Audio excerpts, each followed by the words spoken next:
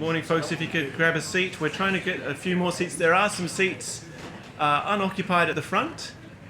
It's just like being in a class again. No one's at the front. Tēnā koutou, tēnā koutou, tēnā koutou katoa. My name's Craig Stevens. So I'm the president of the New Zealand Association of Scientists. Just some quick housekeeping, and then I'll hand you to the Minister to open the meeting. So many of you will have been here many times before, and you'll know it's probably the safest building in town. Civil Defence is just across the road, but they come here in an emergency. So there are exits through here, and I imagine we would gather outside. And unlike Greta Point, where I normally work, I think we should be okay for tsunami. There is a defibrillator through the doors at the back there, should anything go wrong in any of the talks. But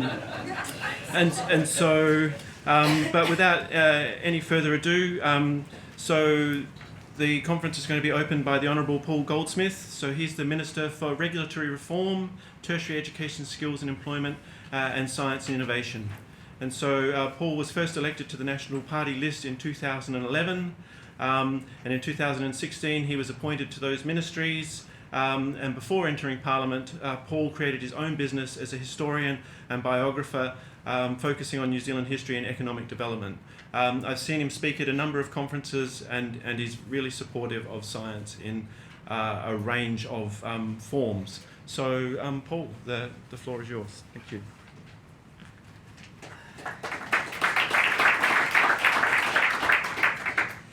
Well, good morning, everybody, and thank you for that warm introduction. And it's great to get out of the parliamentary hothouse for half an hour or so before we get back into it. And as the election approaches, everything gets a little bit warmer and a little bit more heated. So thanks for the opportunity. I want to acknowledge Craig Stevens, President, and all of you here this morning. Look, I thought I'd talk a little bit about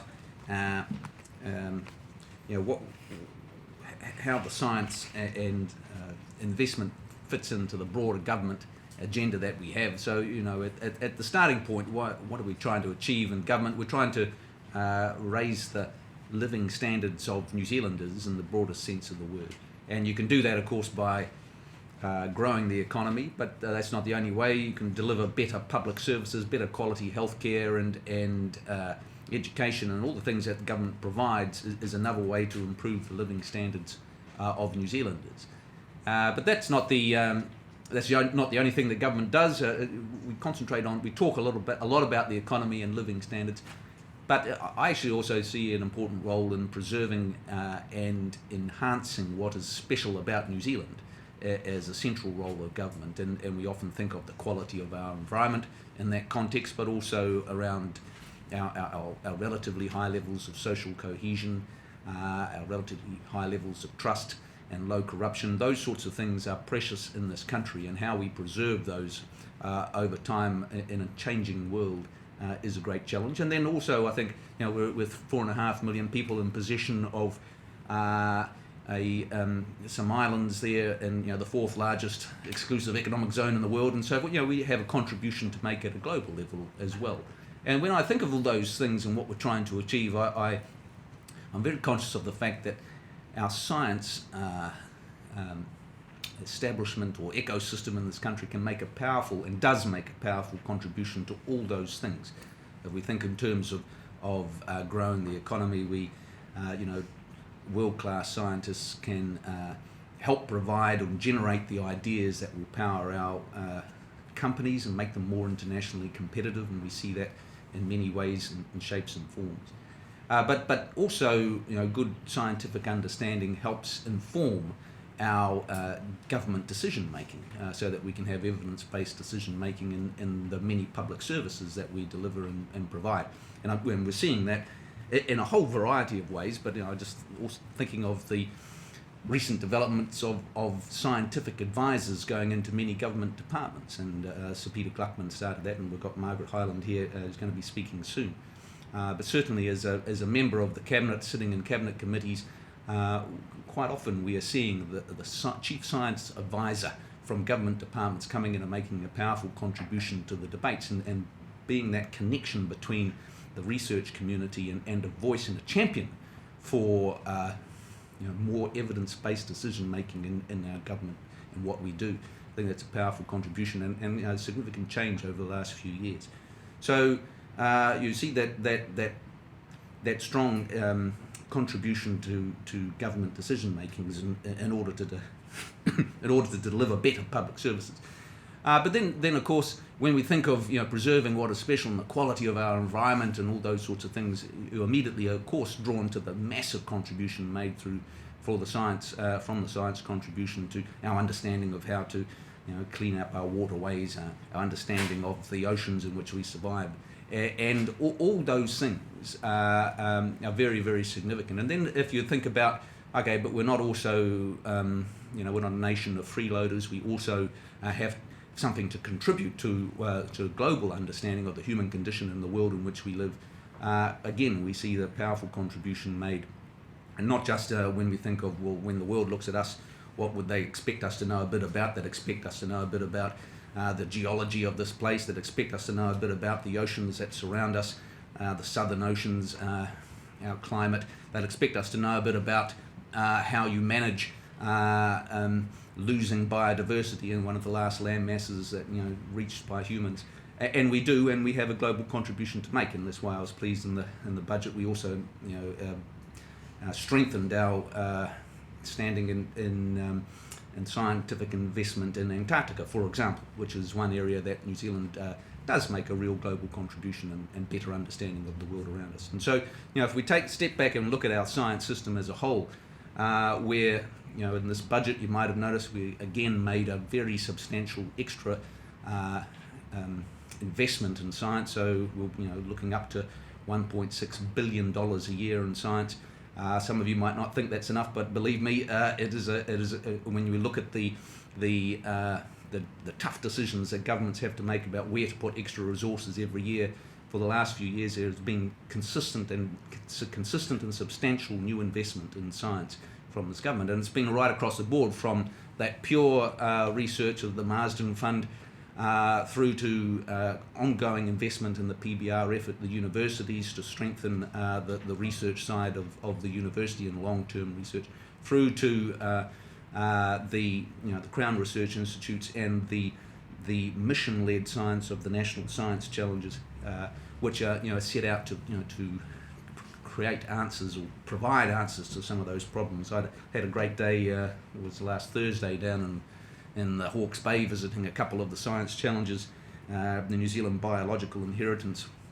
Went out to Homoana on the coast there and looked at some of the new traps that they've been developing with Wi-Fi connections, and so as to greatly enhance the efficiency of trapping and monitoring pests in that area. And I note that the theme today is beyond the usual suspects, and that was a beautiful example, it seemed to me, of how you have leading researchers from universities and Crown Research Institutes working with the DOC, with the local government and the representatives they've made, and also volunteers from the community, all working together to help solve national problems. It was a wonderful example. And then I went further up the road to meet with Shane Cronin, the chair of the Resilience to Nature's Challenges, and we looked at some of the effects of rising sea levels and erosion on the coastline, and the efforts that they're trying to understand how best to deal with communities and build, have decent discussions around how to deal with those things, which is part of that broader science, and again dealing with the local government and the local communities as well as scientists and universities. And so I think those national science challenges, which have they haven't been easy to put together, but they're starting to come together, and a real example of how we can draw in players from all throughout the firmament.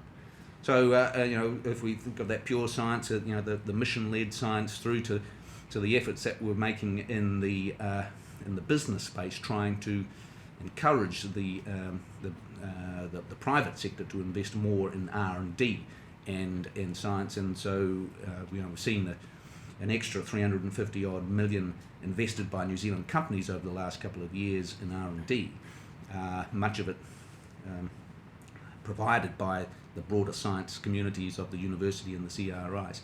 And a significant increase over the last about 29%, and we've been trying to achieve that kind of growth for a long time in this country, and that's why we were keen to put some extra resources into the Callaghan growth grants, which we did in the budget this year as well.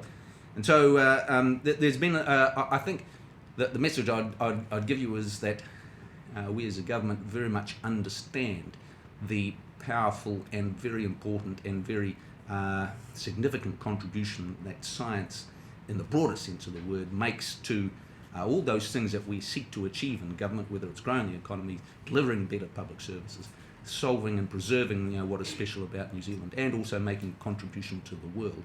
And we're willing and able to continue to invest more in that area. We're only able to do that because of the overall disciplines of the government budgetary process. That if we look around the world, and I'm sure many of you connected internationally, you'll see in many parts of the world some of the public science areas coming under pressure, and they're coming under pressure because of governments that haven't been able to keep their finances in order. They're running massive deficits and under real pressure to find savings around the world. We in this country are fortunate in the regard that we're running a surpluses, and we have choices about what we want to do with our resources, whether it's investing more in public services, investing more in infrastructure, which we need to do as a growing country, and we're paying back debt so we've got that resilience when the next crisis comes along, as well as continuing to invest in what you would call the innovation strand of the economy, which is so important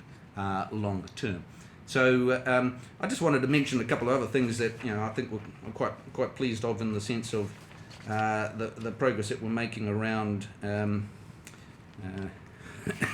I suppose related to the theme of beyond the usual suspects. I'm sure you've followed the progress of the regional research institutes that we established a couple of those a year or two ago. One in the Wine Growers Research in the Marlborough, and the Centre of Space Science Technology in Alexandra, and we're in the process of deciding about whether the next round, which we'll be announcing in the next little while, and that I think is a useful project to ensure that our science isn't just concentrated in the main centres, but can be seen and visible throughout the country. I did also want to mention the real progress that we're making with the road maps. And last week with Nathan Guy, we released the primary sector road map, and I mean the purpose of them is that over the years we have as a government and local government and in the private sector invested very considerable sums in areas, and but perhaps the overall coordination and strategy of that investment hasn't been as tightly defined as it may have been. And so the purpose of those roadmap documents that you will have seen, and there was a conservation and environment science roadmap released a few months ago by Maggie Barry and Nick Smith, I think it is a useful process in drawing together and trying to get a clear understanding of what the priorities are in any particular area, and ensuring that the investment that we make is aligned to those priorities. On Thursday I'll be with Jonathan Coleman looking at the health research strategy as well, which is the first time that one of those has been drawn together, so that we can again get a clear sense of direction in that area. The other thing that I would mention that we're very proud of has been the nation of curious minds, because we all know that a lot of what goes on in the technological and the social space and the space and the speed of change does continually raise that question of the social license for scientists to do what they need to do, and secondly to provide the skilled workforce in order to be able to do the work that we want to do. And so it's so important. I think I note that Royal Society's comments recently around science technicians and the need to ensure that we continue to provide a good workforce in that area.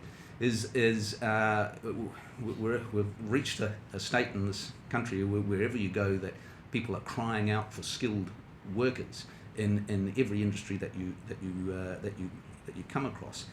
And I think that the science community has continues to have that challenge of how do you inspire and encourage and enthuse the next generation to get involved in science. And that Nation of Curious Minds program, I think is a wonderful one. Whenever I get out into the countryside, I try and meet up with school groups who are doing wonderful things, little things, funny little things quite often, but just ways to engage with the community. I saw the little caravan out in front of Te Papa, which they drag around to little towns and get kids looking at wasp hives and all the sorts of scientific issues that you're dealing with. So I think that's been a wonderful project, and I'm ensuring that it'll go further. So I think that's enough from me, other than to say, on behalf of government, in the broader sense, thank you for the work that you do in the many different agencies that you're a part of. We do value your work immensely. We try and give you all the resources that we can. We're very focused on ensuring that the science system in New Zealand is sustainable long term, and that it can continue to make the powerful contribution that it's made for so many years. And noting the 75-year history here, but it goes right back to the early days. My background is as a historian, and my MA thesis I wrote on was a guy called William Colenso, who was one of the first missionaries here, but also one of the first scientists really in New Zealand, a mad keen botanist and collector of specimens way back in the 1830s and 40s. And so science obviously is and going back into the original Maori population as well, has always been an essential part of who we are as humans, that desire to understand the world which we live in, and to understand where we came from and what we're achieving. Those fundamental questions are the most natural thing in the world for us to contemplate and to try and understand it. And so thank you for the opportunity to be here, and very happy to answer any questions as long as they're not too tough. Thank you very much. Thanks very much, Minister. Kind offer to answer a couple of questions. We focus on the topic. I have a question. So I'll be talking about it in my talk a little bit. But can you think of some mechanics or ways of making science more visible in Parliament to MPs across the spectrum?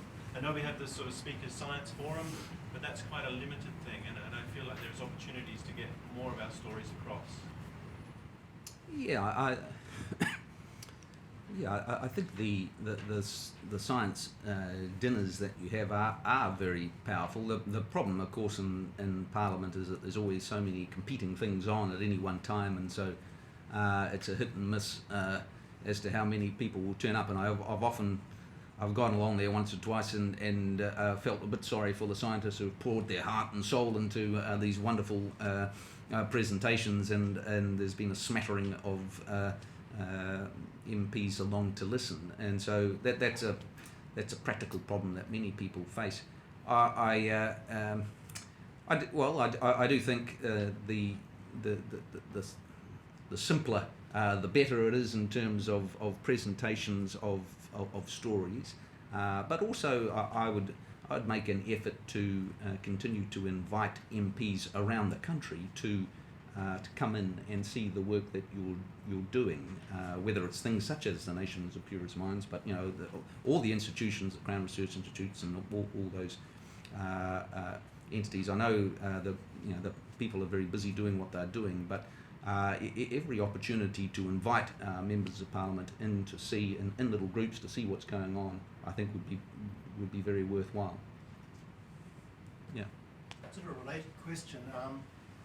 New Zealand scientists have been told over the decades, sell yourself, get into the community. The trouble is, the reason why you're not getting funding is because you're not connected enough with the community. Politicians just can't dream up the money, etc. But I'd actually like to get your opinion. Just how can we help ourselves going forward? Because clearly we face some major challenges globally. Doing relevant science, cutting-edge science is getting more and more expensive as the years go by. And governments try and keep up with all, as you say, lots of pressures. how can we help us? What do you think is the future for us trying to help ourselves as a up in the cabinet level? Have you got any perspective? Yeah.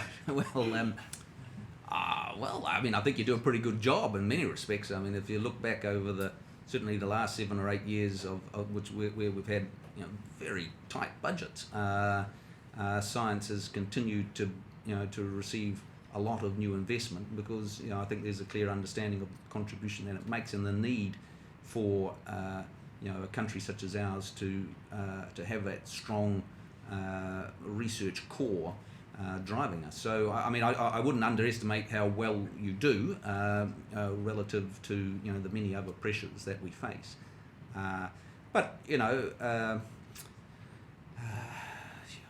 I think it's just a sort of a water on the stone sort of thing of just keeping on the efforts of talking about what you do.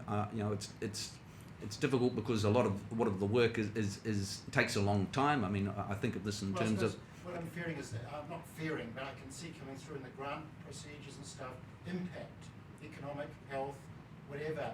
How we can make impact and demonstrating that impact question. Of course, sometimes it's very hard to see the impact of science. Yeah, but I mean, that's one of the great, tricky questions of the age. How do you demonstrate that? I think we've got a draft paper coming out on that very question of how to define impact, which will be making the rounds in the next little while. And it's I mean every bureaucrat in the OECD and around the world spends a lot of time trying to define that and work it out. And so. I mean, I think it's important to, spend a lot of time thinking about these things, but also to let people get on with the work in hand, and to have. Personally, I think it's important to have a period of relative stability around the structures of science, because there has been a lot of change, and change can be, it does have its costs, and so. Certainly in my role, I'm not suggesting everything should be frozen exactly as it is, but I'm not anticipating huge revolutionary changes in structure. I want people to focus on the task at hand and do as much science as you can and build on the structures that we've got, and acknowledge that it does take time. If you look at the National Science Challenges, for example, I every now and again will come in and say, well, come on, what have we got so far? And you have to acknowledge that it takes years, and these things are long term, and one has to be patient. So a lot of science investment, it's about casting your bread out in the water, and you don't know what's going to come back. There's probably just one more question. That was a really good point for me to continue my question, because I was thinking about your National Science Challenges comments and how they kind of co-created and designed with the research community. And I was wondering if there is scope for other research funds to be done in a similar manner, that the purpose, all of the outcomes that you're seeking, those long-term views, could be co-designed with the people that are doing the research? Well, yes. I mean, I think there's ample scope within the system for those conversations to have. I mean, we have a range of support for investor-led, inquiry-led investigation, where people do whatever they feel strongly about, and also the mission-led side where there's more direction and alignment, and then all the funding systems do try and align with the National Science Challenges and National Science Strategic Framework, or whatever the exact title is. I lose track sometimes. But there is plenty of opportunity for engagement, and in the I think we should continually question those and make sure that they are appropriate. But there is a certain core logic to much of what we focus on, and those National Science Challenges, I think, capture a lot of them. I mean, if you think of what are the real challenges facing New Zealand, and it takes you to sort of understanding the geology. And if I'm an Aucklander, and I think it's pretty obvious that we should be spending a bit of time sort of trying to understand the Auckland volcanic field, because that's pretty important, and the oceans around us, and so understanding how our primary product based sector economy can continue to do its thing while preserving and enhancing the quality of our environment. Those sorts of questions, there is a certain logic to a lot of what we do, and that's that's, I think, recognised in a lot of the structures that we've got. But I think it's important to keep that conversation going. Okay, thank you very much, Minister. If you could join me again in thanking the Minister. Thank you. Thank you. All the best, and I hope you have a great day. Thanks for making the time. Thank you. Okay. So this is the President's Address. So this is kind of every conference, the start-off talk is a bit of an update on how the association is going and the state of science. And so it gets to be a little bit of a soapbox and a little bit of a sort of a checklist of what we've done. And the first point I should make is that, so you've all got the schedules there. Think of them as something that's nice to look at in terms of timing. We've had 2 speakers pull out with less than 24 hours to go. Got 1 replacement in, and then 1 speaker is stuck in Christchurch with fog. So, it's all about rolling with it. It's fine. And thanks all for coming. I sort of stress about in the lead up to all this stuff. Is it going to work? Is my talk going to be okay? It will always work because you folks will turn up. The speakers will be good, and the topic is worthwhile for the country. So it's kind of nice that you can't fail. We'll give it a go, right? And so, being a President's Address, there's a number of things that I have to hit on, and so in some regards, it's exactly the same talk as last year, but you imagine taking all the slides and throwing them in the air and then stomping on them and putting back together again, because it's been a pretty exciting year in terms of a number of sort of external features, I guess. And so I started with this very slide last year. It's pretty underpinning. It's looking at CO2, atmospheric CO2, over the last few hundred years. And it's just a pretty useful context to place all of us in. And so the arrows, so last year I sort of structured it around how science had evolved in New Zealand. So this blue arrow is around the time of the start of the Royal Society, so sort of a functional group to bring together science in New Zealand. Our association started here, and CO2 is ramping up pretty dramatically. I'll focus here on the early 70s, because I like to just, lift the temperature a bit. So I started my schooling in London, about 4 miles north of where David Bowie was recording Ziggy Stardust, and so the opening track of that is 5 years, and I recommend pulling out the vinyl. But it's about the end of the Earth, right? It's about the end of the planet. And as a kid, I always figured there was nothing they could do about it. It was on its way, but they had a time scale, right? They had 5 years. And so, the point is, don't want to be alarmist, but we perhaps have that sort of time scale to do something about things like climate change and carbon. You focus in, so Bowie and his mates were recording the album around there. We come up to here, the rate of change of CO2 is around double. You've got the nice seasonal cycle sitting in there, and you've got all the wiggles that we have to sort of justify in the media as to whether things are changing this week or not. The context is that the world is changing, and there's a number of other drivers. I guess in an alternate version of this talk, I come in and talk about population. So there are other drivers for why our species is facing trends rather than cycles. So where the association comes in, so we were formed about a couple of weeks after Pearl Harbor. So you want to think about sort of exciting international politics. There are other exciting times in history. And it's always worth reflecting on what the association is about, and it is about promoting science, and it is about getting the public to be aware of science and also to be aware of what is not science. And I'm sure for most of you these would be things quite heavily on your mind. Obviously, we want to influence how the government views science and funds science. And in some extent, the association actually evolved from what was almost a union for scientists and science technical workers. So there's always been a thread around working conditions, and from that, the more recent, but shouldn't have been recent, concepts of making sure that we have diversity and equality for our scientists. And it's around not hiding knowledge away, and underpinning it all, encouraging excellence, but I'll get onto that. And it's important to note that we do a range of sciences, but in our charter we talk about social science as well. And so it extends, beyond what 30 years ago you might have viewed as someone in a white lab coat doing science. So it was neat that the minister used the word ecosystem, but probably hardly surprising, it gets used a lot these days.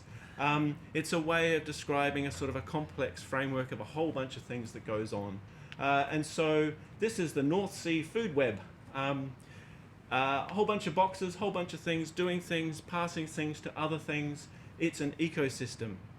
Now you put this up, and the only people that will agree with it will be the authors that put together that paper, because an ecosystem is actually depends on your reference point and your framework. So as a physical oceanographer, I'm going to look at this and say, geez, there's no transport. They should go home. But we also have this kind of framework of complex interacting boxes in our research ecosystem, and it's worth looking at this. And so to keep in mind, there's kind of an evolution here in the talk. The theme for today is research or science outside of the usual suspects, but I'm actually starting off from the perspective of being a usual suspect. So bear with me, and we'll evolve into some things that get closer to the theme. So the boxes, the size relates to the amount of cash, so it's actually meaningful. And as you go up this axis, there's more contestable, there's more sort of comparing of funding proposal to funding proposal. Here it's more sort of institutional sort of lobbying and networking and some of the high level politics that you can imagine goes on. And there's a continuum in between. So that's in the vertical. Coming across here, investigator led. So that's where someone sits at their desk and goes, aha, I know what I should be working on. Let's get some cash for that. Coming through here to industry led, where industry, so someone producing something, a group producing something, have identified a need, and then there's a pathway there to getting the research and the cash in there. So that sort of lays things out where money and effort lie, but it doesn't really help with ideas. And so these two figures come from the National Statement of Science Investment, NSSI, and this has more of a thread where you might generate new ideas, and you'd come through to industry sort of funded and supported, and much more sort of right at the cutting edge of, or the pointy edge of things in terms of generating money. I think this basically it misses out on the circular notion of ideas, about where these ideas come from. They don't come from aha sitting at your desk. They come from the experiences and the ideas and the people that you talk to. And in the same way, this stuff here sometimes needs to short circuit that. So get used to this diagram. This is my Sunday night at 11 p.m. This is what an ecosystem looks like. I don't publish in ecosystem science, by the way. You have a connecting bunch of little research elements, ideas, things going on, and they're connected or not connected in different ways. There's a bit of a hierarchy. You might have some stuff at the bottom where you're kind of getting basic things happening, through to I don't want to say higher level, but apex predators, I think, is the term that gets used. So this is sort of the big fish that goes around and chews up all the ideas. The key point is that you actually have to set up a domain, and that will always be under debate as to where that circle lies, what you've put in and out of your ecosystem. Then something has to come out of the ecosystem. It may not be something tangible. It actually might be knowledge. It might be the number of fish or the number of trees. and something has to go in to maintain this, unless it's one of those neat lossless systems, but I doubt they exist. So keep this in mind, and we'll work through New Zealand science system with that as the focus. But a key point in New Zealand that's probably different to most other research systems is that we're at a scale where we're beneath the quantum, if you like. So rather than a project having 10 people working on it, you have one person working on 10 projects. So that's a pro and a con, right? So that's very difficult in time management and scheduling and keeping your brain going, but also lots of those transfer processes that you saw in the nice little ecosystem model happen in the same head, sitting at the same desk. And so we have to keep that in mind as to quite a unique feature of our science system, I believe. So some of the things that we've been pushing for or had a profile over the last year, every time the Marsden Fund results are out, you can guarantee some media coverage because someone has got out a proposal on something bizarre, and of course that scans really well and really badly in the media. And so it's always an important time to push for those ideas, those crazy ideas, to maintain our ecosystem. And so the point being is that these crazy ideas might set the sort of underpinning bottom line of your research ecosystem where these things feed up. And so MB just a few months ago released a review of the Marsden Fund. It was good that they were reviewing it, and the Marsden Fund has done well in that it has kept good metrics over the last few decades, so it's actually something that can be meaningfully reviewed.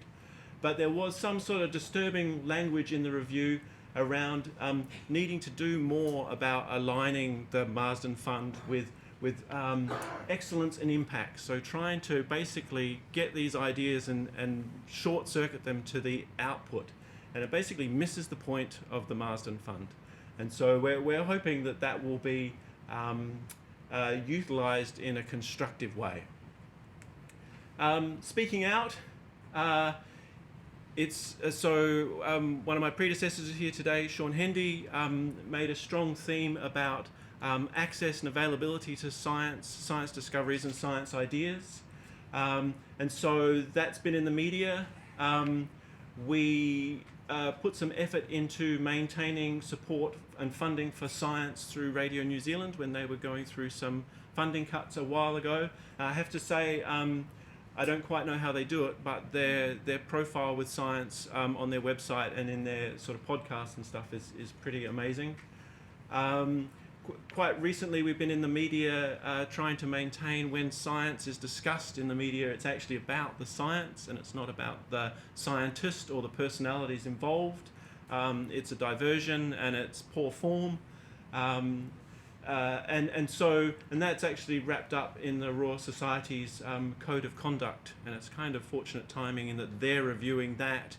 And so this is a framework for how science engages and connects to the public. The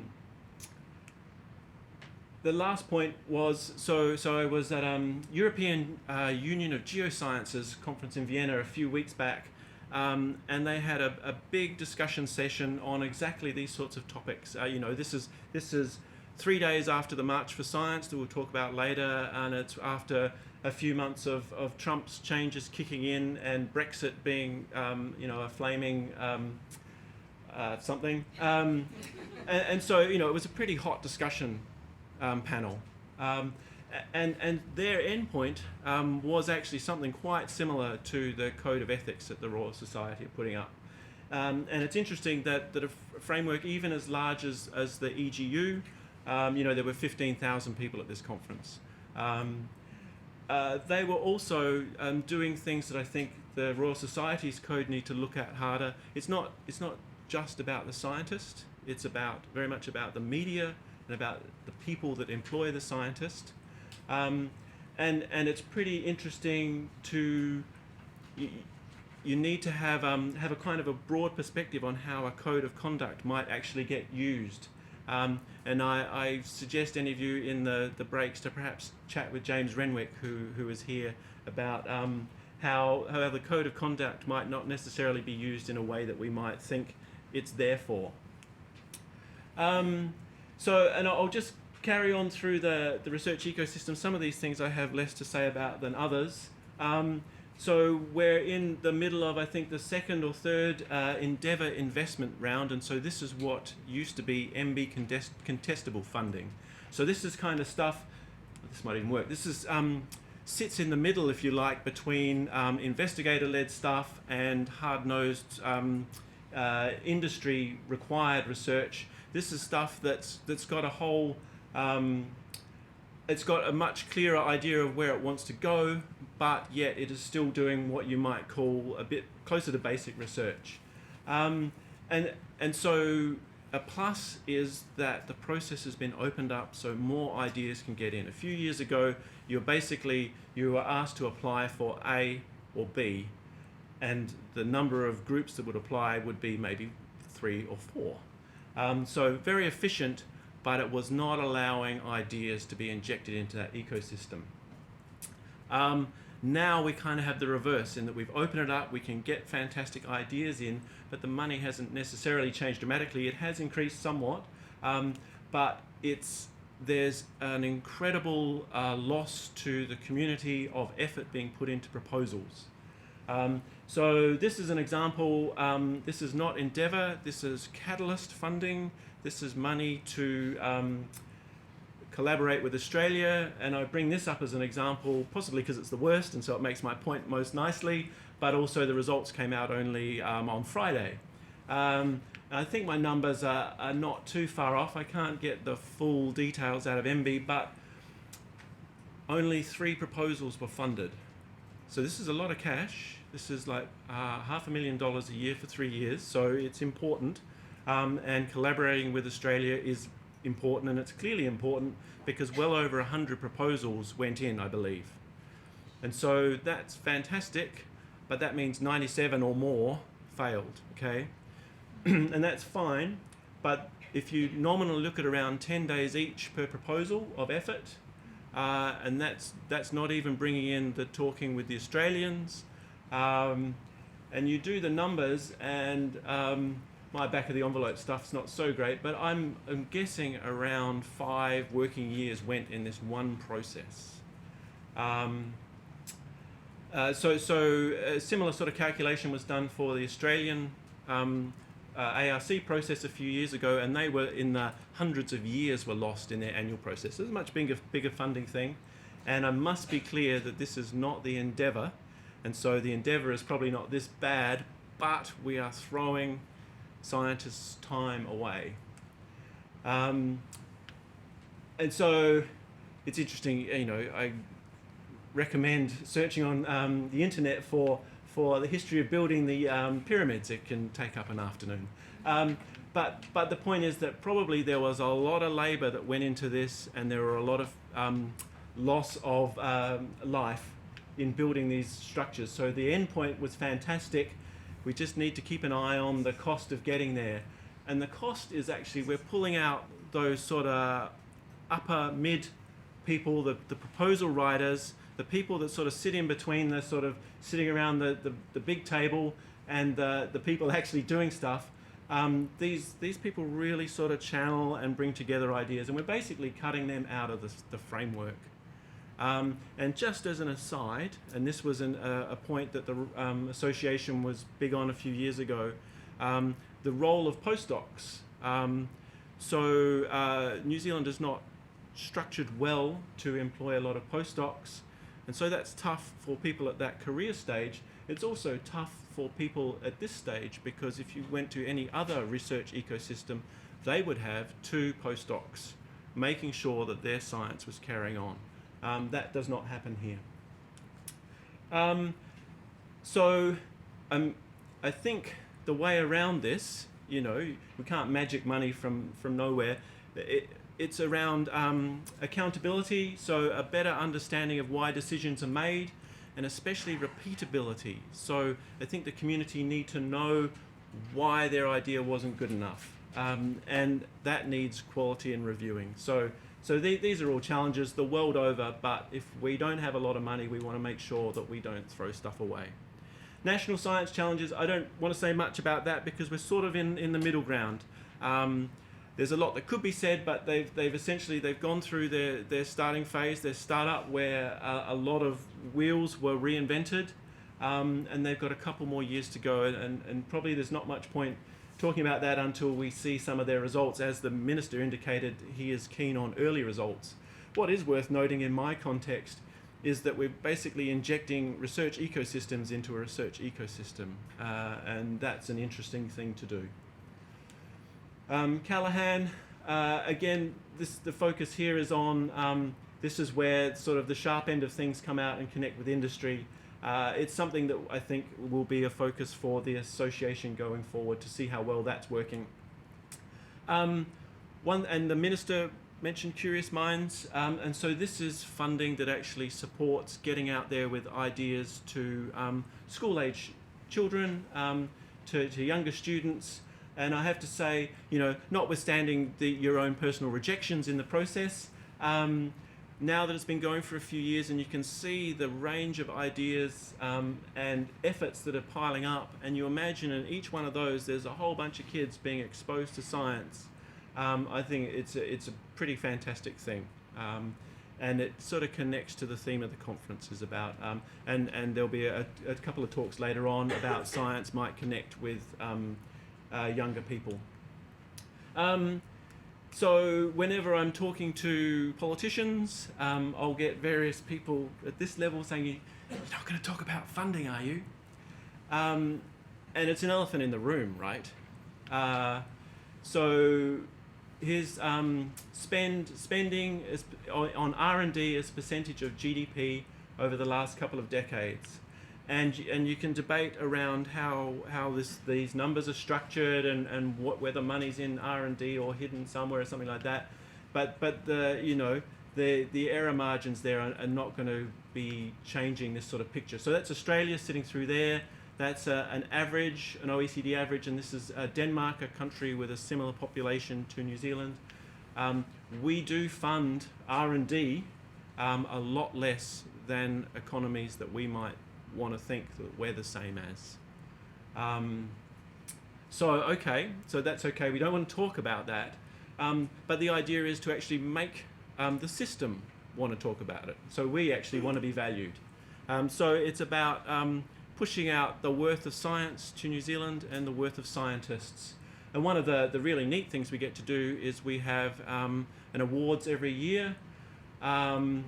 And so we get to award sort of an early career, someone who's had a lifetime of achievement, someone who's great at communicating, and something that sort of represents more of a team kind of thing. And so fantastic people. What's interesting to note is the year before this, we had an all-male awards result. And so that's fine. We have independent panels.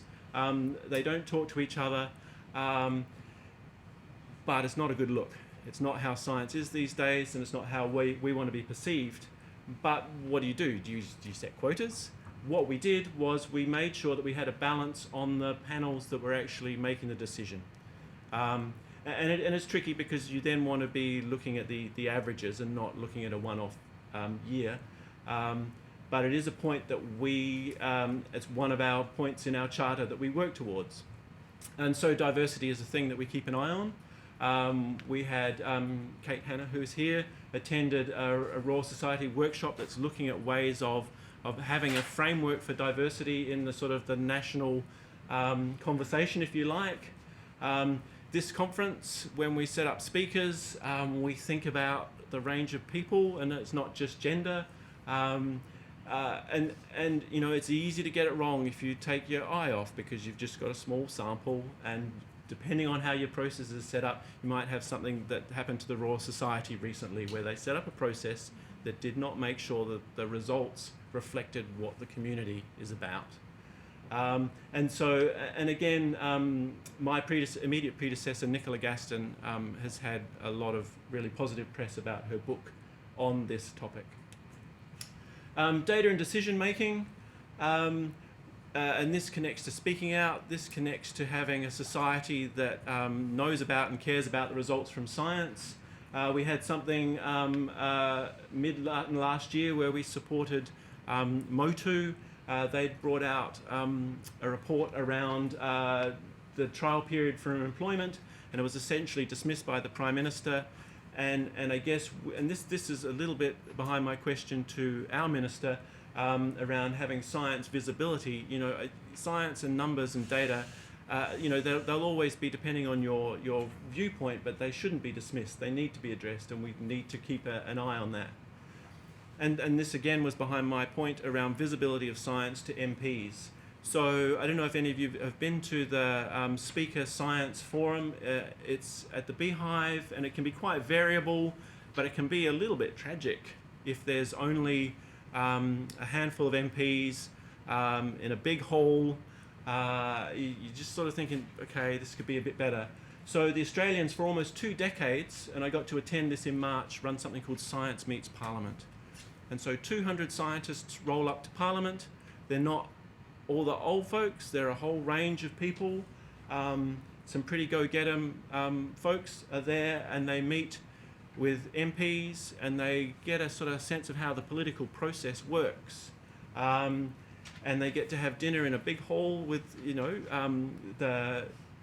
the Prime Minister wasn't there, but the Leader of the Opposition and a couple of very senior MPs were there. And every table had a couple of MPs. And the streets of Canberra for a month beforehand had sort of banners and stuff with this stuff around. So it was pumping out in the nation's capital that science was part of the political process. And I think it's something we could do here. So I was just going to quickly talk about this because the speaker who's going to be talking later today will tell us more about it. She's in Christchurch with fog. We're going to try and sort out a Skype, but we'll see how we go. But the March for Science was probably pretty unprecedented, I think. Trump is having a lot of negative impacts, but one of the positive impacts is it's galvanizing people, and it's making people stand up for what they believe in and collectively come together. So the March for Science went on in a number of centres around New Zealand, and I think there was a little bit of nervousness beforehand from our perspective because we didn't really have control. Who knew what could happen? But I think, again, reflecting the views of the people involved, it was positive, and it was about having more science and more sort of knowledge in our society. Around that, I've lost my train of thought. So I spoke to Mike Hosking the day before around the March for Science, and it was actually it was quite good. It was quite measured. It was quite sort of neutral, and then he sort of came in with the sort of the 2/3 of the way trick punch was, well, so what's so bad about Donald Trump? Is he any worse than North Korea or China? And so that threw me. But I think that the points about what is bad about what's going on in US politics is that science is international, it crosses borders, not only do scientists and ideas cross borders, but the political underpinning ways of working also cross borders. And so there's sort of a vigilance that needs to be had. And in talking to Mike, it was, the media did want to frame it as a protest, and I think we were successful in turning it around as being a celebration of science. And it's coming up to an election, so there's a certain sort of focus in getting the ball across the line. This is my attempt at like a sporting analogy. What we are doing is, I don't know, yes, okay, I'll talk about it. So this came out of the Science March, was okay, you think science is important, you need to balance other things in your life, and you need to vote based on that. So it's around connecting science with the electoral process. The association will try and come up with a scorecard before the election of how we think the various parties are stacking up. But also in conjunction and mainly driven by the PSA, they are looking to organise a lunchtime discussion and we've got some of the MPs to be that have confirmed, and don't read anything into this as to who's not confirmed. This is very new, but we're hoping that this is sort of not too close to the election and not too far away, that we can get a useful discussion around science and how it fits into the political future. So I've put up my nice Sunday night ecosystem, but I mentioned that this circle is arbitrary and it's very much a framework that you might pick.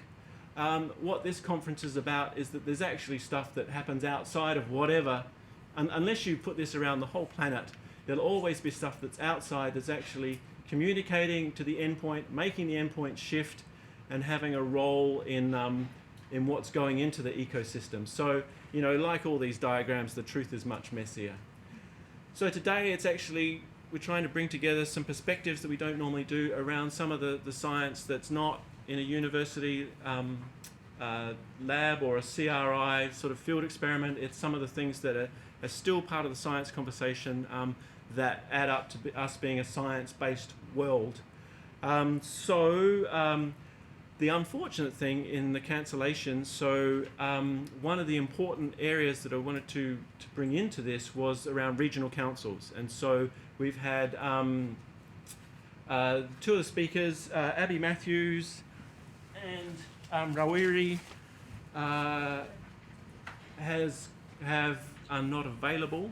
I have a very special guest that's filling in for Abby in the afternoon, but it's pretty unfortunate because the regional councils are one of the elements of science at large that I really wanted to be part of this conversation. So there's nothing we can do about it. What we can do is in the discussion panel at the end of the day, we can try and make that as something that we can pull out of the conversation, but it's a point for working on, I guess. And so 5 years, you listen to the lyrics, a lot of it is about how the younger generation, so the people whose lives are going to be affected by this time frame. And so I'm hoping they sort of leave this analogy with a positive framework, but I've got a number of students from Onslow High and Wellington High that have come along today. I've done this before at conferences where the conference is general, and it's really beneficial from both sides for the more senior folks to see that the next generation have got an eye on us, and that we've got some responsibilities, and for those people to get a sense of what we're all about. So you'll probably be able to recognize them. Go up and say hi to them in the breaks and stuff. And so I'll leave it there. Thank you.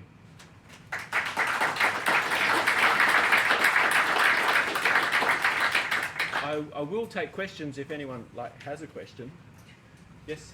Well, my research organisation, we're one of the sponsors of the Speak the Science program. With a couple of dismissive remarks, but it's actually very cool. We've had in the last year's program, we had just about half the MPs attended at least one. Yeah. Yep. Had coverage. About 160, I think, the numbers for the whole thing. This year we've had forums on transport and smart cities, the role of big data, particularly how you use it to help research, and a very exciting one about what we've learned from the Kaikoura earthquake. Yes. One of the features of it is the discussion always goes on for at least 20 minutes, and only MPs involved in it. They're asking questions, they're giving challenging information, and you know, I think for the earthquake one, it went on about 2 hours half. So Right. probably the only way to get more MPs there is to get to one. Right. It's a useful thing, Yeah. and perhaps more society would welcome the greater involvement of other scientists to get a better. Sure. Yeah, no, thank you. I take your point, and certainly I wasn't suggesting that we don't do that, but the ones I've been to have not been quite that well populated, and the conversation has not lasted that long. And I was talking about something, and I actually have to know someone at the Royal Society to find out what's going on, and I'm the president of the New Zealand Association of Scientists. So I think it's not just about visibility of the MPs, it's actually visibility to everyone that science is being injected into Parliament. But your points, I wasn't being negative about it. We can do better. Yep. A quick thank you for inviting our students and paying for them to come. It's just so refreshing to have an open door policy for our students to actually be here and listen to the real oil. I'm just wondering how we can do that linkage between the scientists and the students and the educators better in the future. Have you any thoughts of how we could grow that? First off, I'm not the accountant, so there are people that'll be talking today that I think will be hitting on that topic. That's certainly an important but specialist topic, and it's not for physical oceanographer, but rambling on about. And it's an important point actually. The association, we're not about the specifics of the science. We really try and maintain a pathway. If it's actual science or ways of doing science that's in question, we try to be a conduit. We just don't necessarily have the skill sets to do all those thousands of things. But I don't even know where we are on the schedule. But in terms of time, I know who's speaking next. So I'd like to welcome Margaret Island, the Chief Scientist of MB, to come to the stage. And your talk will be The Invisible Scientist. And if I go like that, there's that.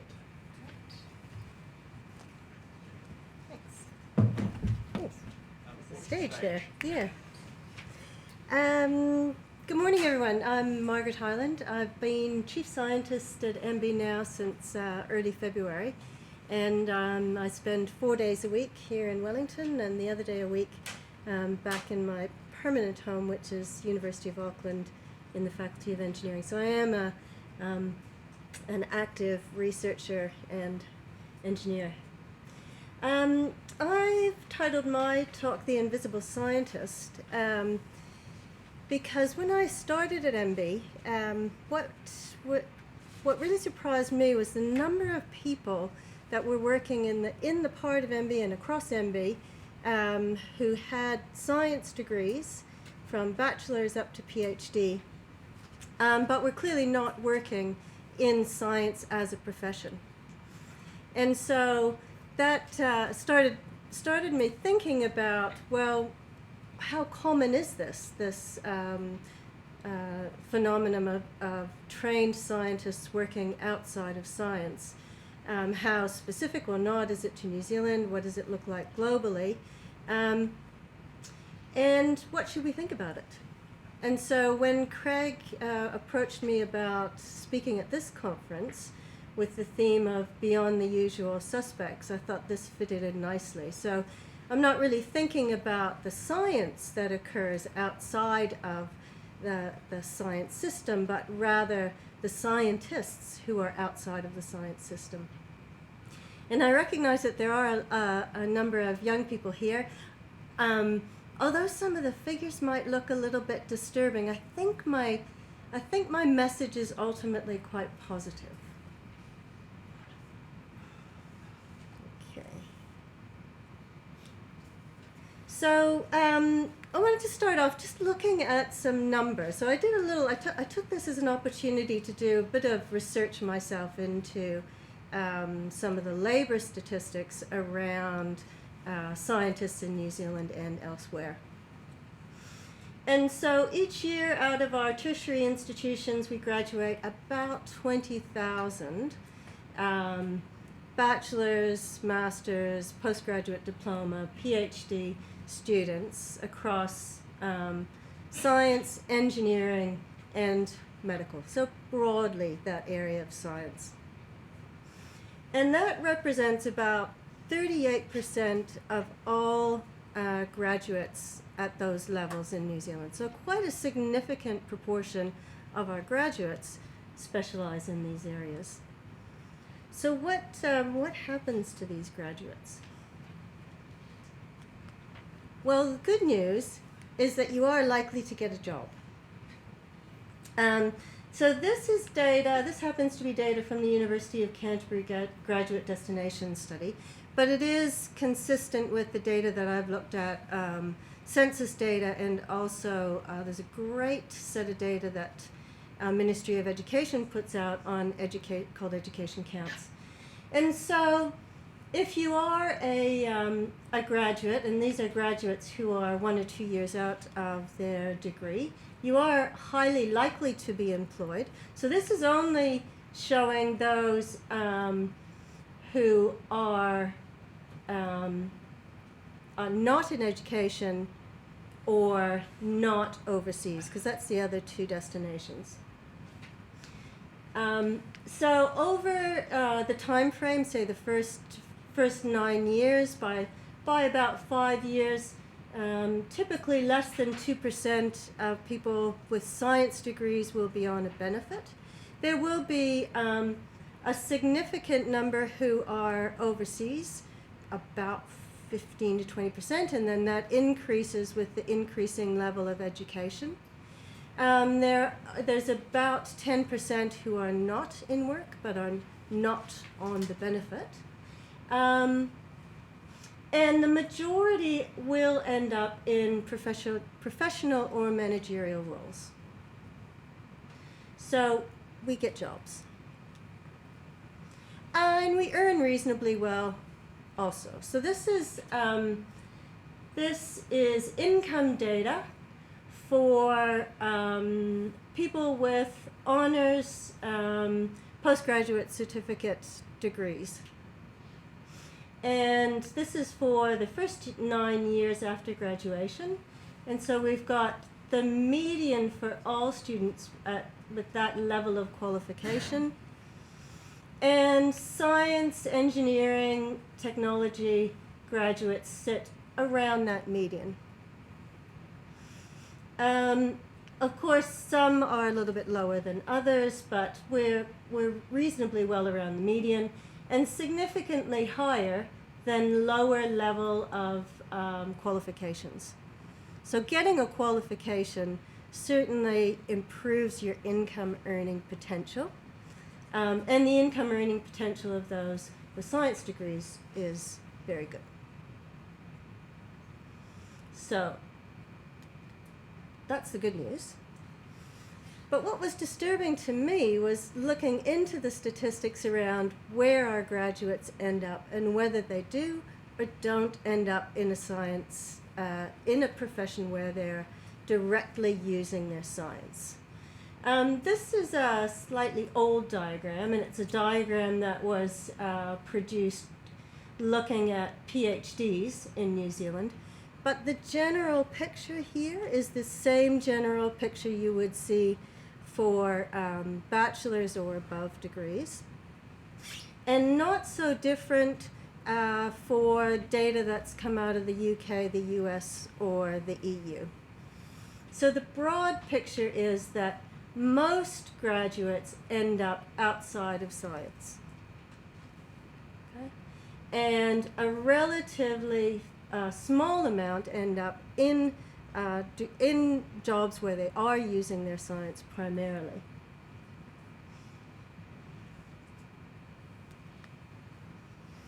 And this changes as we go through the career. So this is Australian data from their 2011 census. It's slightly more pessimistic than some of the data that I've seen out of, New Zealand data or UK data. And so what this is showing is, as a function of age, where are people with science degrees? And so this is all science degrees. And so down in the darker colors, dark green or medium green, these are people who are working in the science as a professional or as a technician. In the sort of gray-green is otherwise employed, so doing something outside of science, and up here is not working. And just most of those who are not working are either retired when it comes down to this end of the graph, or in education in this end of the graph. So most, and this is quite typical too, is that most people who graduate with a science degree go on, say a bachelor's degree, go on to 2 or 5 more years of education. Sometimes, but quite often not, that education is a second degree in an area outside of science. So we tend to go across disciplines. And so what you can see is we increase, so down here, it's only about 17%, okay, initially who get jobs directly in science. As I say, this is a little bit pessimistic. The data that I've seen in New Zealand is higher. It's around 40 to 45%, and I think some of that discrepancy is around what you define as a job in or outside of science, and the extent to which you're using your science and degree in a job, because obviously that's going to be a spectrum. So the numbers increase as the students who are studying here get their next degree and go into a job. But very quickly start to decline again as we go through the progression. And I think that's an issue, that the number of jobs in a science career where you can start with a bachelor's and progress through that career to senior levels is very limited. And so instead, what people tend to do is move out of the science and into other areas.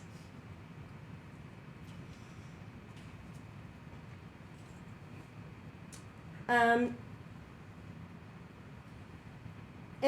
the other thing that I wanted to comment about this is that although these numbers look a little bit disturbing, I think we can take some positives out of it. There have been studies that show that students who choose to go into to study science, more than half of them don't really have a fixed idea of where they want to go afterwards. So those ideas change and develop as they get their first degree and as they move on to into their second degree. So it's not as though you have a big group of people who really have their hearts set on devoting their lives to science. Okay? So not everybody is disappointed by not getting a science degree. As I said, I think there's a limitation, this is my hypothesis, but in the ability to progress in a career where science is the focus, that actually we have to look at how we cross disciplines if we want to progress. And these people, as I say, if they're not working in science, they are working, and they're often working in professions. So they're still using their brains. So what do those scientists, trained scientists, end up doing if they're not working in a science-related job? So this was a little snapshot that I took from science alumni from a New Zealand university. So this covers a huge range of ages, and I just pulled out a number of different occupations that the non-scientists registered as their occupations. So you can see a huge range of things here, but there are a few common things. Business is definitely one area. Marketing, accounting, administration, and there are a number who work in roles in science organizations, but not necessarily doing science. So people in our research offices, for example, or who might be managing or project managing a science program, or like my colleagues in MB, who are doing either science policy or administering science investments.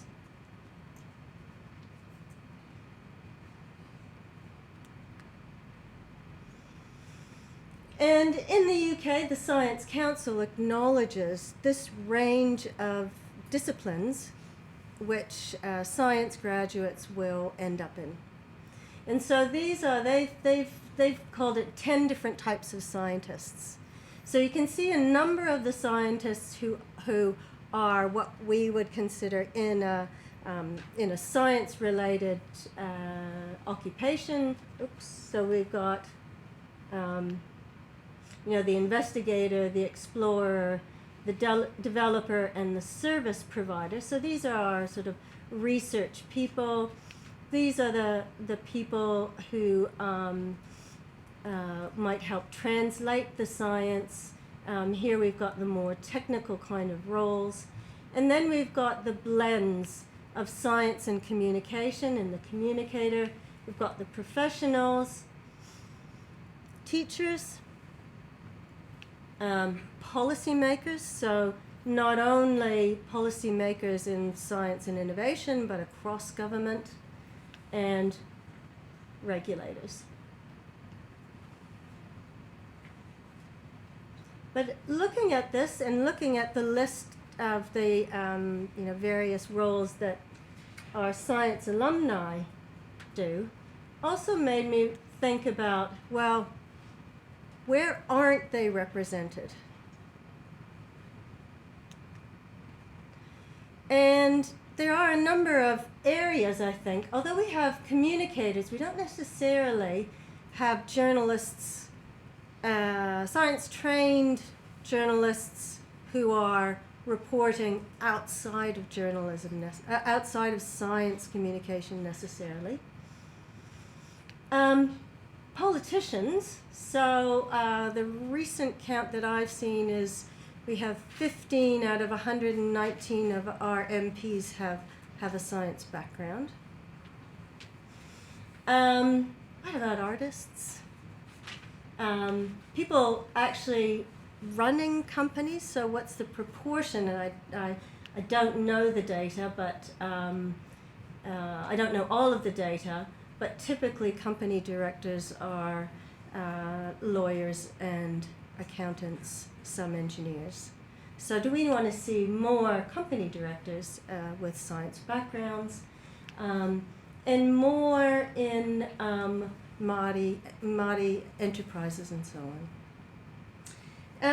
And the other element about, of course, are scientists who are not working in science disciplines is that they are still citizens, voters, parents, taxpayers, and volunteers. And that's sort of, I want to touch on this a little bit more when we think about then the role of these non-scientists, those people that I confess have been kind of invisible to me, and I expect invisible to many of us who are working in science. So what do we think about them? So what do we think about this transition from the lab into the professions outside of science? And should we be disturbed by that? My basic premise now is no, we shouldn't at all. It might be disappointing for young scientists who have a real passion for their science and who find it difficult to get a satisfying job which has a good career prospect. That part is sad. But as I say, there are a large proportion of students who enter science not with a fixed idea about where their science is going to take them. And our scientists who've transitioned have developed a great set of multidisciplinary skills. Often these scientists are still using many of the transferable skills that they developed. So the analytical thinking is something that in surveys of science graduates who are working outside of science that comment the analytical skills, project management skills, some of the report writing skills. So they're still using some of the knowledge which they gained in a university education, not necessarily all of the science that they did. There are a group of people who have had to, more than many of us who work in the science professions, they've had to kind of cross that boundary between science and society and understand that nexus and the relationship more than many of us between science and society. And they're a significant proportion of our working population.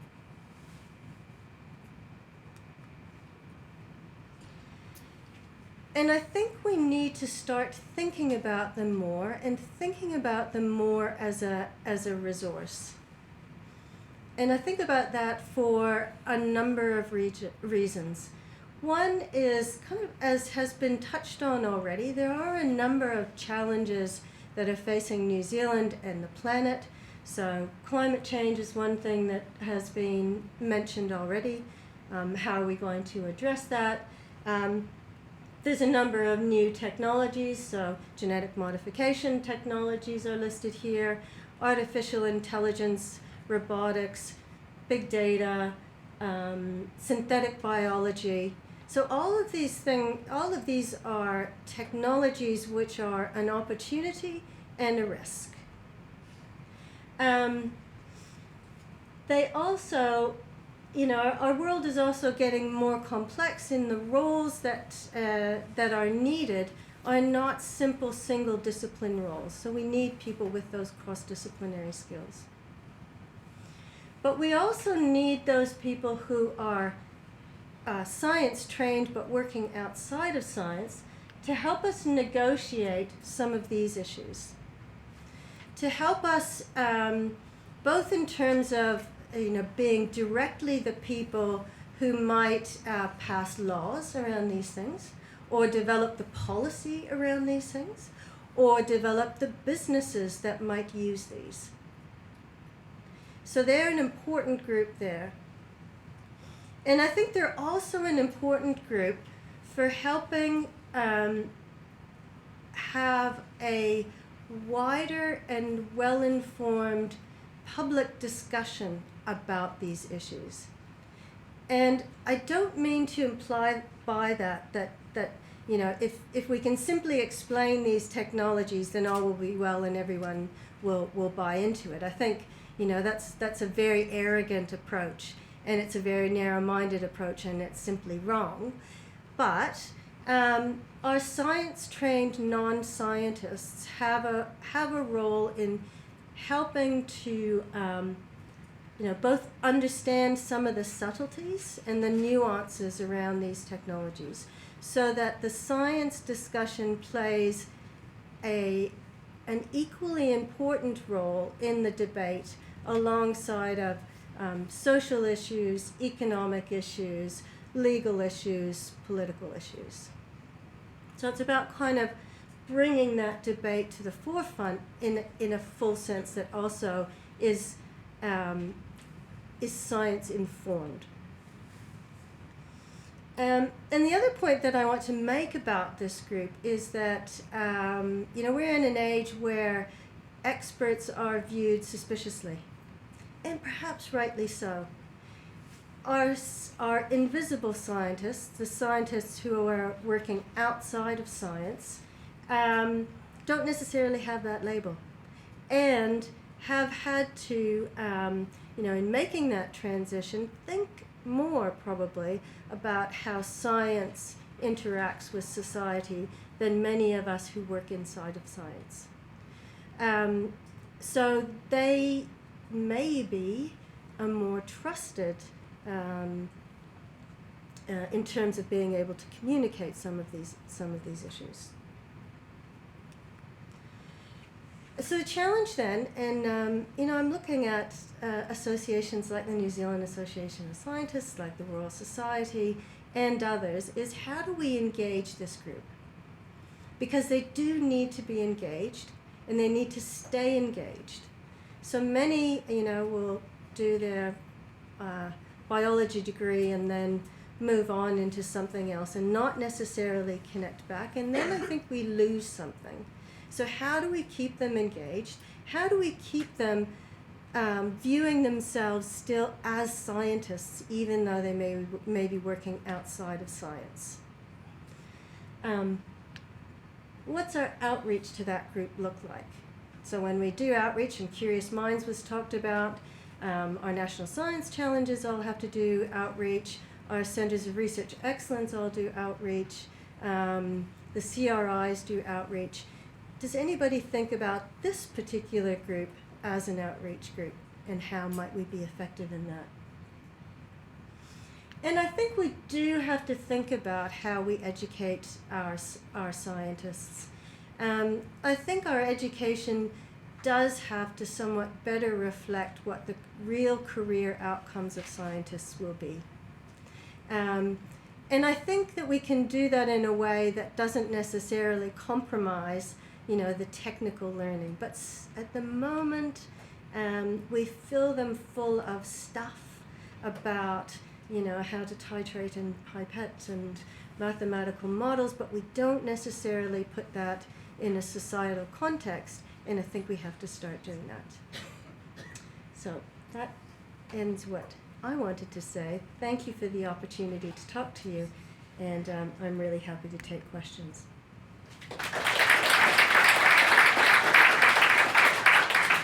Questions for Margaret? Right.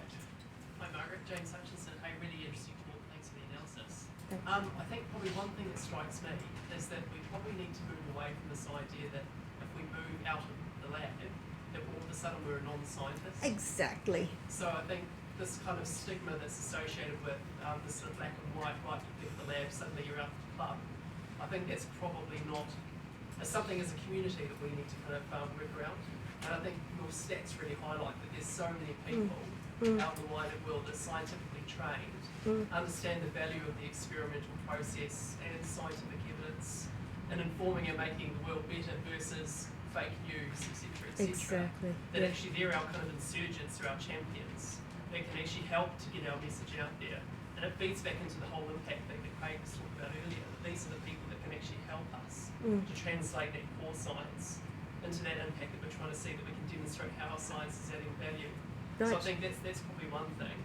In terms of the education, I think we probably need to be thinking a bit more constructively around things like PhD programs and how we're actually building more professional development and transferable skills into research programs, so that our researchers are better equipped to actually make that transition if they need to, when they get to it, but actually celebrate the people that are going out and doing other things. Absolutely, that's right. I think your last point is exactly right. How do we celebrate the other things that they're doing?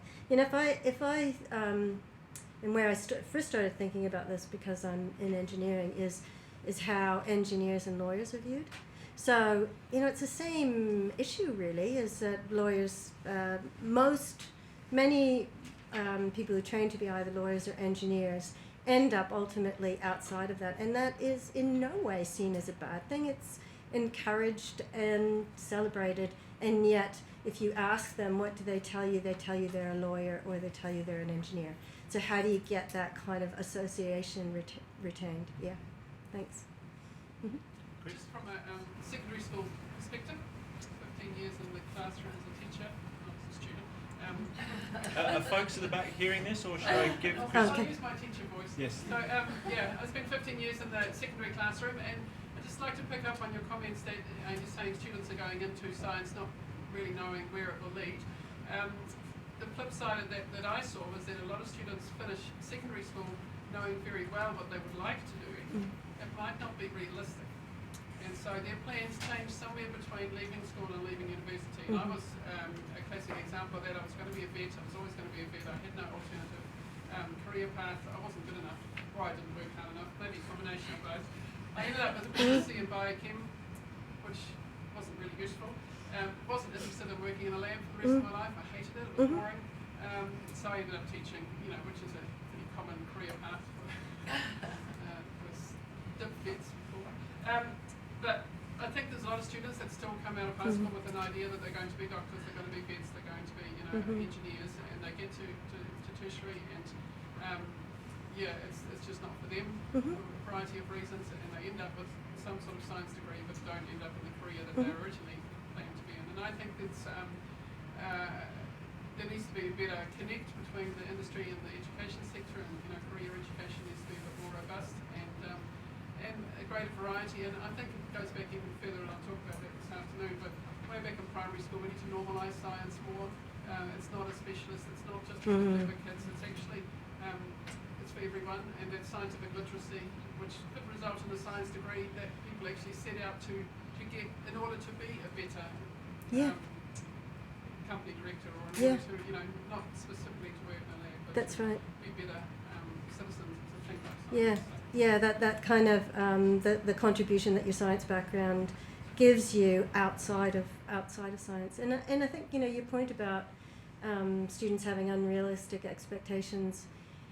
Well, it's part of it is. I think it's part of what university education should be about. It's kind of about finding yourself and finding what you do enjoy and what you don't enjoy, and and I think we keep learning that as we go through our career. If I think about myself, I actually started out as a chemist, and now think of myself more as an engineer, and even and more recently moving into sort of government, even though for a short term in policy. So it always progresses, I think. Just one more question, I think. Did you have a question? Just coming off what Shout. Coming off what she said, science is easily transferable to any other subject anyway, and I guess science is for anyone who cares. I guess it's really, really a base subject, and teaching it sort of as one way back in primary school, I never had much contact with science. Well, I saw it as quite an unrealistic thing until high school, and it just kind of seemed weird that I wasn't taught a lot of the base science. Yeah, and I think that kind of comes back to really what's been touched on a number of times. It's kind of societies and how society values science. And that's also where our invisible scientists also have an important role to play if we can mobilize them and engage them in talking about the value of science to society, and that starts at at primary level and even earlier. Okay, I think we'll leave it there. If you can join me in thanking Margaret again.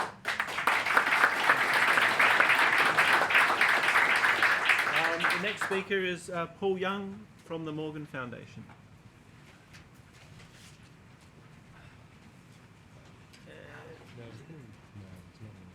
What's that? You're not going to do this to me, aren't you, Paul? No. Good. I'm going to have to just hold on. Oh, for the notes. For the I see- notes, I see. yeah. Yes. Yeah. I can get a chair and put it there. Oh, no, that's all right. I'll just hold it and hope that I don't drop it. So, yeah, I don't have many slides. Cool. Well, good morning, everyone, and really appreciate the opportunity to speak. So thanks, Craig and the other organisers. I probably need to start by saying that Craig was my master's supervisor, or one of my master's supervisors, so the fact I'm standing here is probably testament to the fact that it's not what you know, but who you know. So these days I don't work in science directly. I'm one of those outsiders. But I would say the work I do sits kind of at the nexus of research, communication, and advocacy. Craig said I work with the Morgan Foundation these days. That's my main gig, and I just want to acknowledge my colleague Jess Berenson-Shaw, who's also here from the Morgan Foundation. And the Morgan Foundation's a kind of public policy think tank. It's probably one of the best descriptions. Small team, just the two of us really now, but works on research and advocacy around important public policy issues. And then going back a couple of years, I've been involved in another organisation called Generation Zero, which is a bit more at the activism end of the spectrum. So Craig invited me to talk about my experience and how science underpins the work that I do and the perspective that I have. So I came up with this title, From Science to Activism. Even though I wouldn't normally describe myself as an activist most of the time, partly because I think there are negative perceptions around the word, but I used it here because, well, firstly, I know scientists are a pretty non-judgmental bunch who don't jump to conclusions based on labels, and also because, well, more importantly, because I think the actual definition of activism sums up pretty well what I've been doing over the last few years. The policy or action of using vigorous campaigning to bring about political or social change. There's many different forms of activism that we see in the world, but I certainly think what I'm doing is part of that, around trying to affect change in society. So I'm going to talk about three things, really. Firstly, I just wanted to go over, I guess, my journey from around the time when I was at university to what I'm doing now, and the role that science played in that. Secondly, Craig's question, really, how does science underpin the work that we do at the Morgan Foundation, and with Generation Zero as well. And finally, I want to talk a bit about, I think, what helps people like me, or I think broader society, to engage with science and progress as a result. So, there we go. So just to, start with my story going back to university. I was doing a physics degree at University of Otago, and I did physics because I've always kind of been happiest and most satisfied working with numbers and problem solving. That was really about as deep as it gets. And I'd like to be able to say that I learnt about climate change, which is the issue that I work on now, through my studies, my degree, and that was what ignited my concern and passion on the issue, but that's not really the case. In fact, I don't really remember learning anything about climate change throughout my time at school. And then when I stretch my memory, I can remember a few references to it through my university degree. I vaguely remember one lecturer saying he thought it was the biggest problem facing the world. But it went over my head at the time and it really didn't connect. The thing that really did connect for me was actually seeing the film An Inconvenient Truth. And I think that really shows how it's not just, maybe if I had the evidence solidly presented to me, it would have triggered an awakening. But it wasn't just that; it's also having a narrative around the issue and bringing it home to people in a way that appeals to values. That's important. So it's not an understatement to say that film really changed the way I saw the world, and it suggested something meaningful that I could work on at a time when I was really looking for that towards the end of my university degree. And so from that moment on, I started learning a lot more about climate change. So after I finished my degree, I took a bit of time off, did some tutoring and some travel, and I was thinking what next. And my thinking at the time was something like, how can I apply my physics skills and the training that I've done to this climate change problem? I felt the science around the problem was pretty damn clear, and I really wanted to work on solutions. So ultimately the opportunity that grabbed me there was a cool sounding master's project doing computational modelling of wave energy arrays, and that's where I met Craig. So that was back in 2000, or late in 2008 I started that.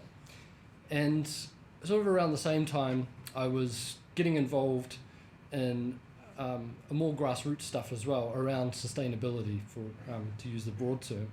And I was getting increasingly interested in the political and the policy dimensions of climate change, not just the science. I saw the climate science community and often science more generally being attacked because of that.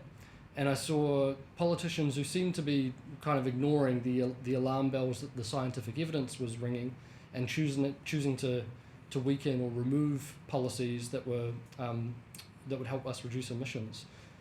So seeing all that made me get increasingly involved in this more advocacy work outside of and to the detriment of finishing my master's. Sorry, Craig. So 2010 was a key year where I was selected as part of a group that went to the United Nations Climate Summit at the end of that year in Cancun in Mexico, and that really allowed me to see firsthand how the global political process was very removed from the science that I was familiar with, and the urgency that should have commanded. And I dug up this photo, which is from that being at that summit, an early attempt at science communication around the concept of a carbon budget and the fact that there's vastly more fossil fuels than we can afford to burn. I'd maybe give it a 4 out of 10 these days. Hopefully I've improved a bit since then. But yeah, anyway, that was a really important experience to what I was going to do next, I think. And around then I made the decision that I wanted to move more fully into activism kind of work after finishing my master's. So while I was wrapping up my master's, I was involved in starting this group called Generation Zero. And the name itself is informed by science, by our understanding of the climate change problem and the fact that to stop global warming we need to get our carbon emissions to net zero, and that the timeframes that we're dealing with in order to stay well under 2 degrees meant that it's really a problem that our generation has to tackle within our lifetime. So Generation Zero over the last few years, and it's always been a kind of a voluntary thing rather than a real job, has had me engaging in advocacy, campaigning, both for sort of local scale solutions to climate change, like better public transport and cycleways and more low carbon urban form, and also to the national policy level and particular solution there that we've just been working on in the last year or so is is called the Zero Carbon Act, and this is a proposal for a national law around requiring emissions reductions and the government to have a plan to achieve them. So full scale of policy really from the local to the national. And then in 2015 I was very grateful to join the Morgan Foundation, and my work there's scaled up a bit since then. And that really saw me coming, I think, a bit more back into the more technical work, a bit less activist and a bit more think tanky. And but it's continued that focus on climate change and climate change policy. So how science really underpins the work that I'm doing these days is quite multifaceted. You know, at the Morgan Foundation, we're users of science, we're consumers of science in a lot of ways. To use an ecosystem analogy, like Craig's, you know, if the scientists are the primary producers, and then there are sort of herbivores who are directly reading that science, you know, that's what they're consuming, and then there's carnivores who are kind of getting it secondhand, right? It's not a great example, but I guess I'm sort of an omnivore in that I do read a lot of primary science around, particularly around the issue of climate change, and I also read some stuff that's been digested by others too, particularly institutions who rely on that science, like the OECD, the Parliamentary Commission for the Environment, things like that. It's broad in terms of far broader than what I studied. It's trying to be conversant with social science and economics as well as sort of the physical sciences, and to try and integrate that with some policy thinking, which is something that I've had to really try and learn a lot about over the last few years.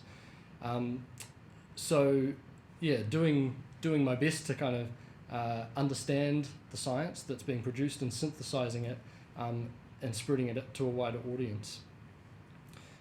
I think another way that science underpins my work is I guess the background, the training that I've had gives a certain set of technical skills and a lens through which I think I tend to view things. As a physicist, it tends to be a more quantitative lens than others, and that has advantages and disadvantages, or strengths and weaknesses. But it does allow me to, for example, looking at economic modelling. I'm not an economist, but having some experience in modelling gives a bit of an advantage there in terms of being able to understand what they're doing. And thirdly, I think that it's the scientific approach and the values that underpin the scientific system that still underpin the work I'm doing now, and come back to and try to hold on to, because I think they're important. So having a reasoned, evidence-based approach is certainly something that we try to do with the Morgan Foundation. Open-mindedness in terms of looking at arguments on their merit, and regardless of who it is that's making them. Humility, understanding that they're very complex systems that we're discussing when we're talking about society and policy, and respecting the limits of our knowledge and the uncertainty there. And in terms of evidence, my colleague Jess is really an expert in thinking about how to use evidence in the policy process and making sure that we're doing that properly. If you want to, I recommend following Jess on Twitter. And her Twitter label, she calls herself a good science agitator, which I think is quite a good label. So just to give an example of how I guess some of the work that I've done in the last 6 months or so has had a heavy reliance on science. The Zero Carbon Act, in developing this idea, we were really grappling with this issue of how there's differences between the different greenhouse gases. And so methane, which is obviously a big contributor to New Zealand's greenhouse gas profile, under the conventional accounting framework, which is based on policy decisions made some time ago, it's given quite a heavy weighting that doesn't necessarily reflect that it's only a short-lived gas versus gases like carbon dioxide, which are very long-lived. And so we were relying, reading a lot of science around that to try and inform a policy position that made sense for New Zealand, and ultimately, picking up on an approach from the scientific literature called the two baskets approach, basically acknowledging the differences between short-lived and long-lived greenhouse gases and moving into a more nuanced way of accounting for them than what's conventionally done. So that's one example of how some of the primary scientific research filters through. Another just broader example is about an evidence-based approach to communication, which is something that's really still quite new to me, and communication is an area where I still feel there's a lot of growing to do, but it's interesting to as a scientist or someone with a training in science, I think you build an appreciation that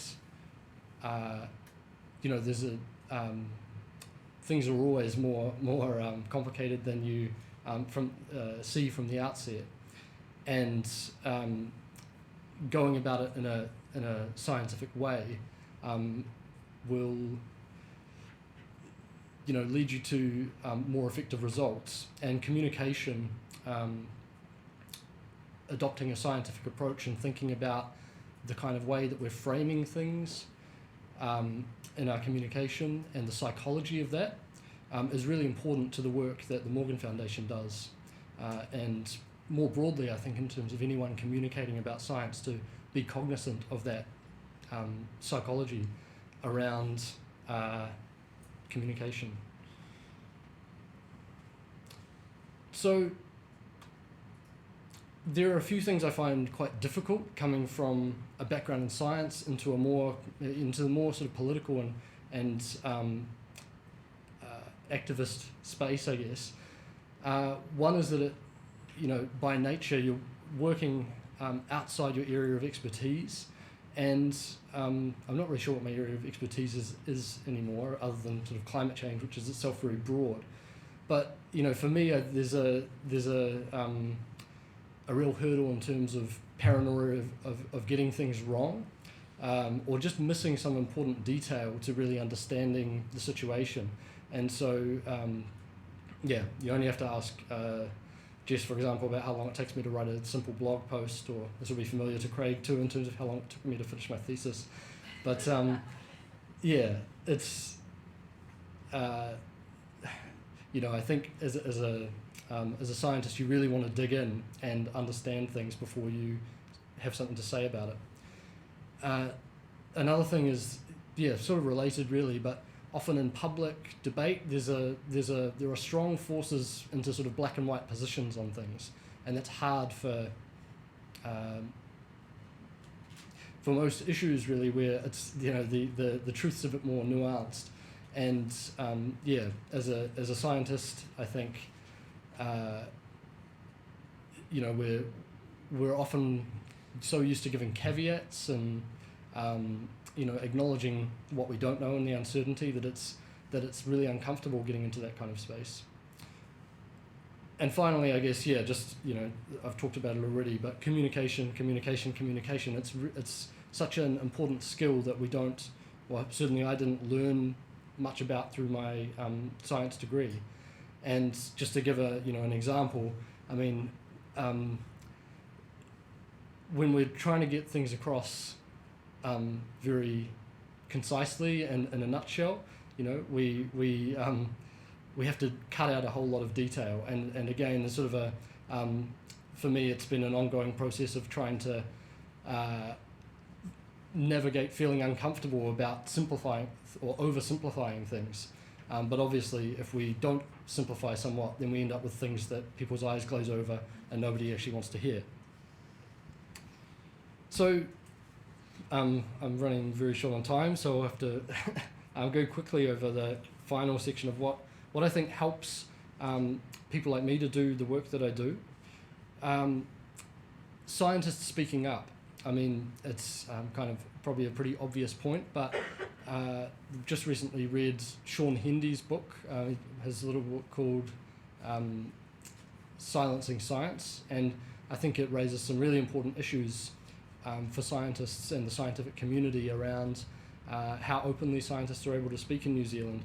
And I think, more of it is something that helps people like me and society in general. Part of that, I think, engaging directly through media, like social media, is a great way for scientists to amplify their research and help people to understand it. An example of someone who I think is really good at it is a guy, not a Kiwi, unfortunately, Glenn Peters, who I follow on Twitter, and he's a climate scientist. He Twitter's not a great platform for communicating complex things, but he does a really good job of sort of communicating digestible chunks and bringing a lot of things to the attention of people like me who don't have time to trawl the scientific literature. Another thing is concepts and frameworks for thinking. I mean, probably the best example I can think of here is this concept of a carbon budget.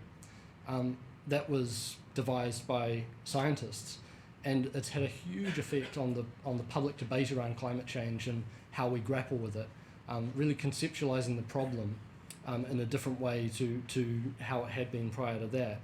And I think that took about sort of 5 years from the initial papers on the topic through to the IPCC report really picking it up and onward. So the final thing, Craig, sorry, is I think I've been thinking more about the values underpinning science, especially since reading Sean Hendy's book. And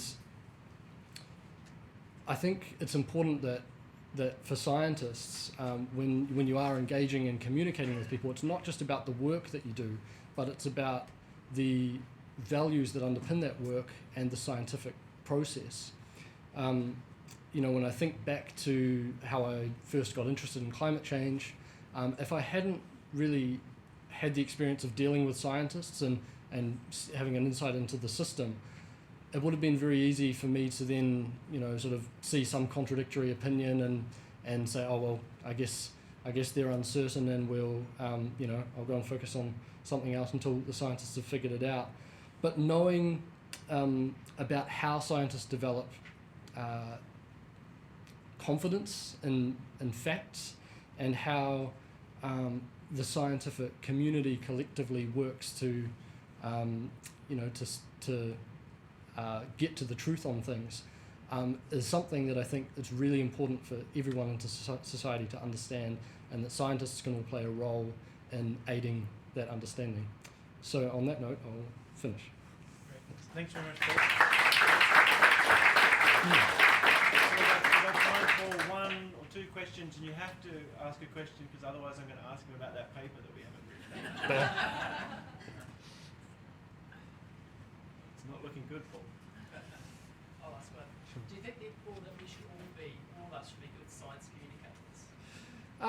I wouldn't go that far. I mean, I think it'd be good to, if there was more science communication, but I think different people play different roles in the ecosystem, like we've talked about.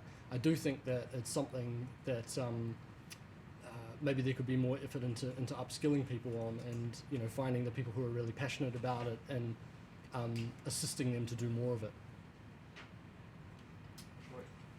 Paul, I really like your comment that the carbon budget is a thing created by scientists that sort of underpins everything else that we do around carbon.